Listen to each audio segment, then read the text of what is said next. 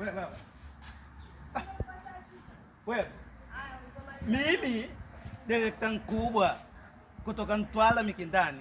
Mimi Mikindani huko wananiamini. Alafu mimi baba silogeke kijinga. Wewe ulipopita tu mbele yangu. Yaani kufanya nywele kusisimuka. Tuangalie kuna nini humo? Tuangalie wepo kuna nini humo? Wepo, wewe unatembea na mapembe. Iye. Kumbe wewe nchao wewe. Wewe mwanga wewe.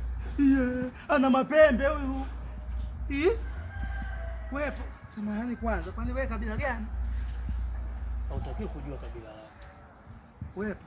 Sasa wepo kijana mdogo, utembea na mapembe namna hii. Kwani wewe unaje? Wewe ndio unataka kujua mndani.